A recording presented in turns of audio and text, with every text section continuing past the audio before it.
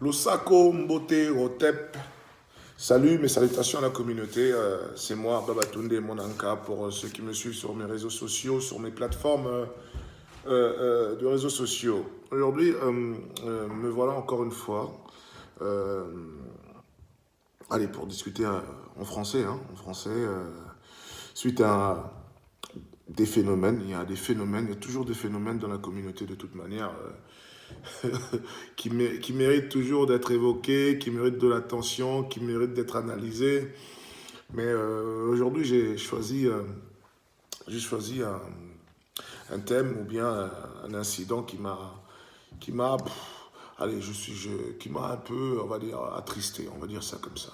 On va dire que ça m'a quand même attristé de constater certaines choses, encore une fois, et encore une fois, de la communauté en France, et j'aimerais bien évoquer ce sujet-là. Aujourd'hui, je vais parler justement du frère Oguchi, de son organisation justement qui est la Ligue de défense noire africaine, et bien sûr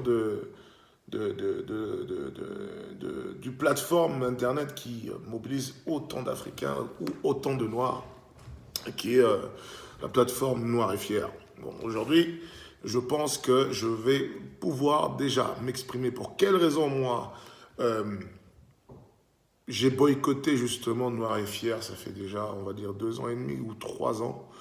Eh bien, j'ai boycotté Noir et Fier dans le sens où j'ai arrêté de suivre Noir et Fier quand j'ai compris, en fait, quand je pensais avoir compris l'agenda, l'idéologie politique, la vision politique de Noir et Fier.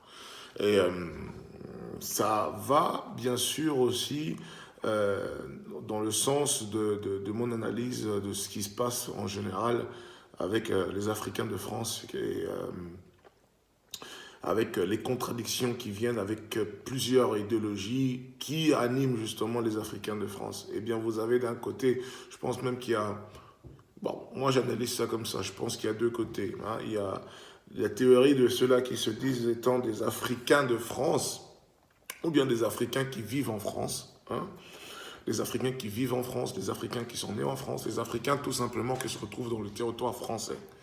Eh bien, il y a toute une théorie, il y a toute une compréhension politique et toute une vision politique autour de ça. Et de l'autre côté, vous avez bien sûr ceux qui se disent étant des Français noirs. Ok? Des Français noirs. Et là aussi, vous avez aussi toute une théorie, toute une vision, toute une pensée politique qui suit justement cette définition de certains Africains par rapport à leur identité. Et là, c'est comme ça que moi je vais commencer à définir justement le sujet que je vais aborder aujourd'hui.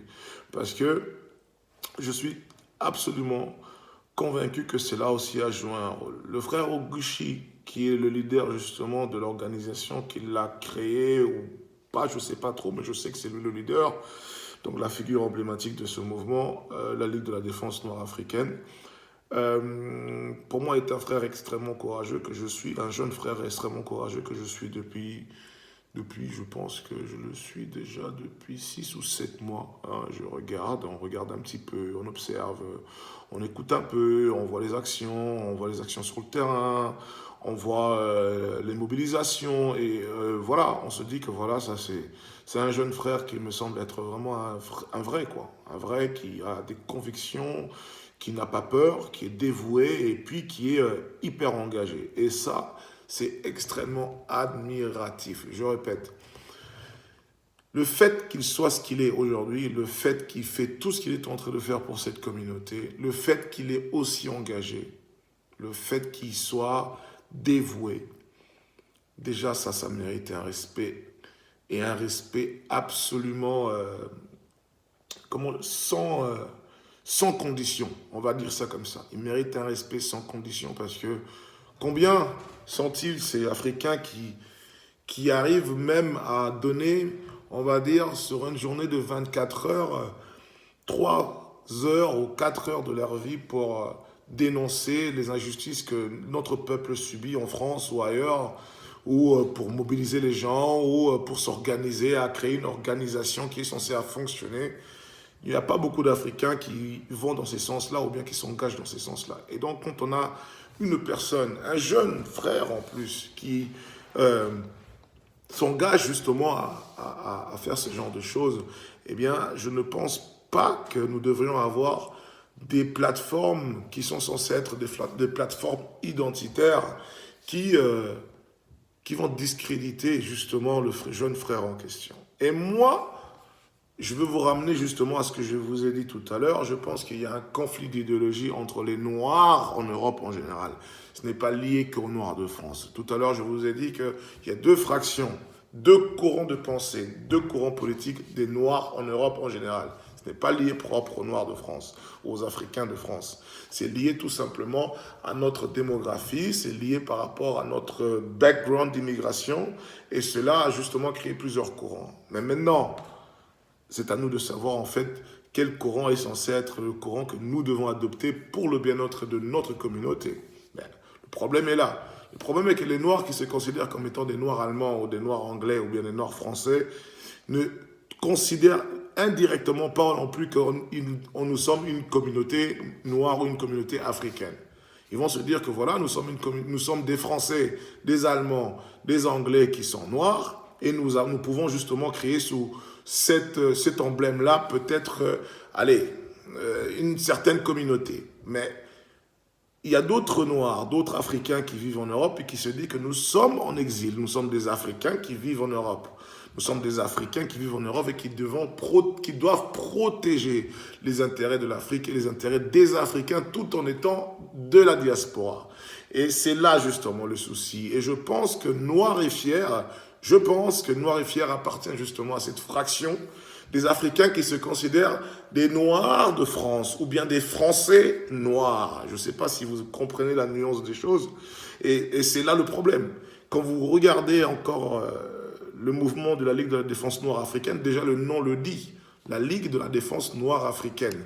Et rien que par le nom, cette organisation se dissocie déjà avec l'idéologie des Français noirs. Et je pense que c'est là le souci parce que moi, ça fait un moment que j'observe le mouvement Noir et Fier et j'ai bien compris qu'à un moment donné, il y avait une autre personne, je pense qu'il y a une autre personne ou bien il y a eu un autre courant idéologique qui a été décidé de leur part, hein, ou bien c'est tout simplement un rédacteur ou une autre personne qui a pris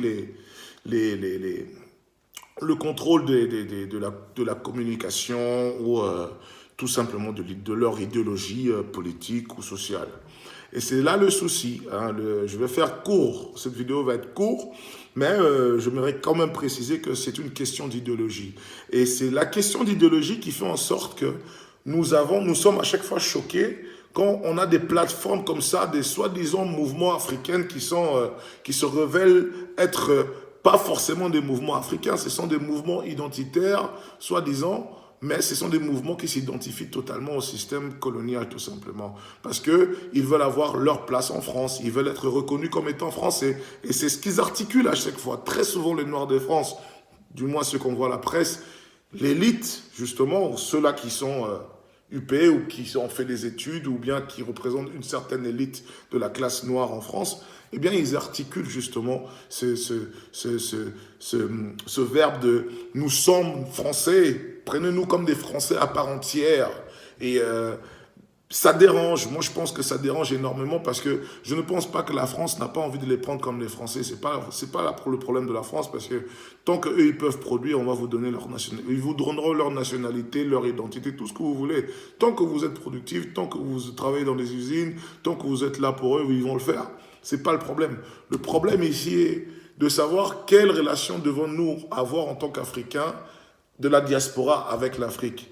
Est-ce que quand nous serons des Français noirs, des Allemands noirs, des Anglais noirs, pourrons-nous servir réellement les intérêts de l'Afrique tout en étant dans cette diaspora, ou bien nous servirons, nous, ce que je pense automatiquement, justement, les intérêts des pays qui nous ont, soi-disant, accueillis, entre guillemets. Donc, ma vidéo, elle se termine là. Elle était brève, elle était courte, mais j'espère que je me suis fait comprendre.